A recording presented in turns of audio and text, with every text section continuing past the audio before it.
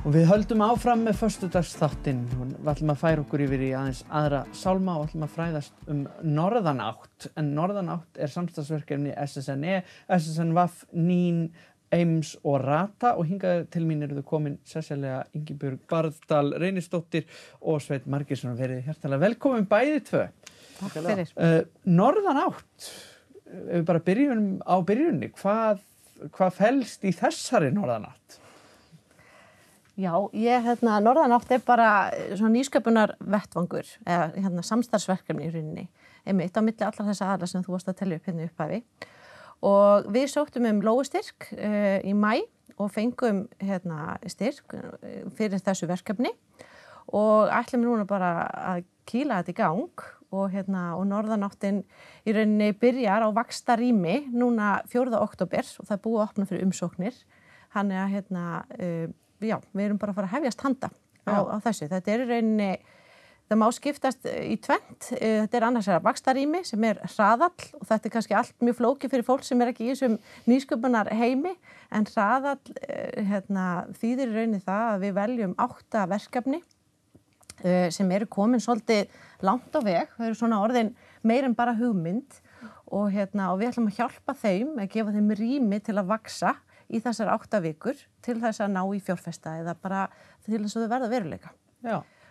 Og svo ætlum við líka að vera með fjárfesti hátíð núna í vor, mjög líklega á Siglufirði og þar ætlum við að bjóða fjárfestum til þess að hitta frumkvöðlana eða svona nýsköpunardeildir innan fyrirtækja og pitcha hugmyndum fyrir þeim. Einmitt. Þannig þetta er dálítið fjölbreytt.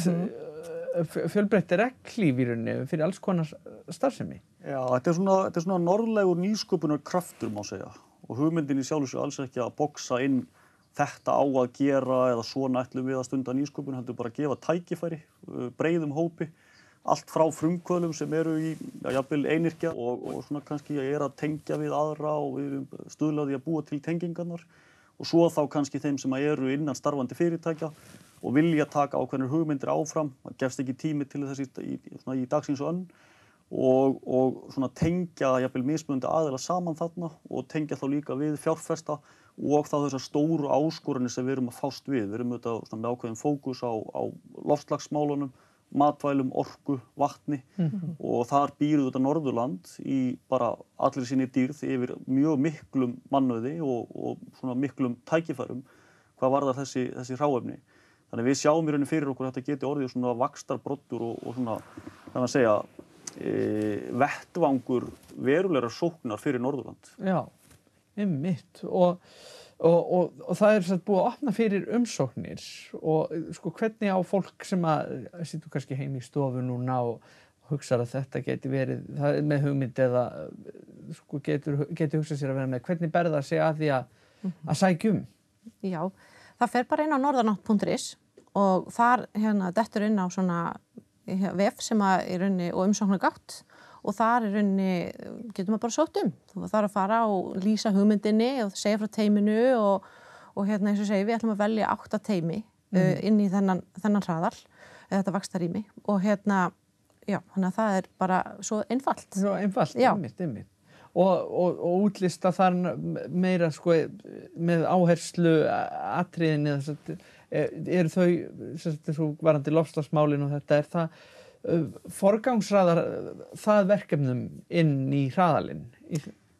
Ekki kannski algjörlega, en við erum með fókus á má segja, þessi málefni. Ef þú ert með hugmyndir kjarneðlisfræði eða eitthvað slíkt, þá eru það ekki út af borðinu. Nei. Þetta kannski það sem við erum svona að horfa sérstaklega á.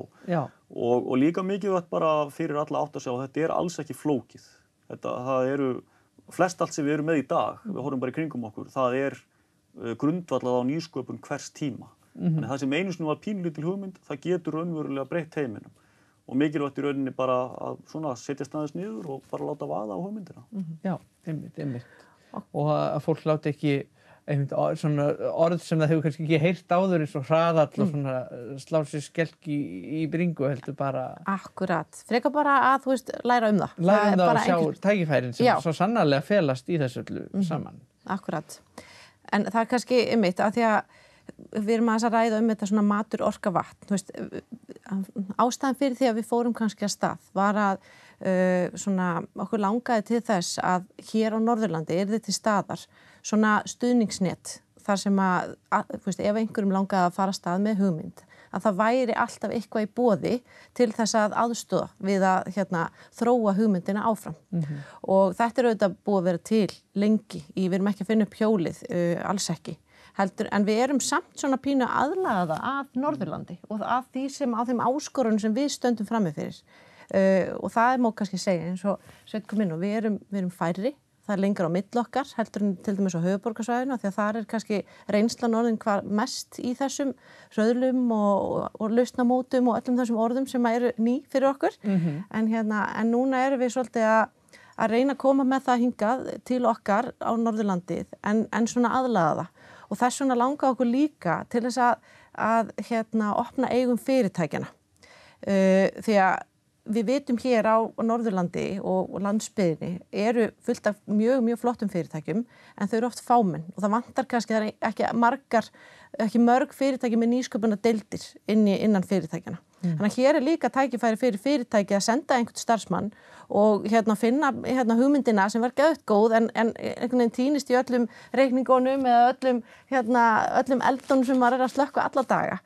Og senda og prófa að hvort það sé hægt kannski bara að láta þetta verða veruleika. Já, svo má ekki gleyma því að það eru breyttir tímar.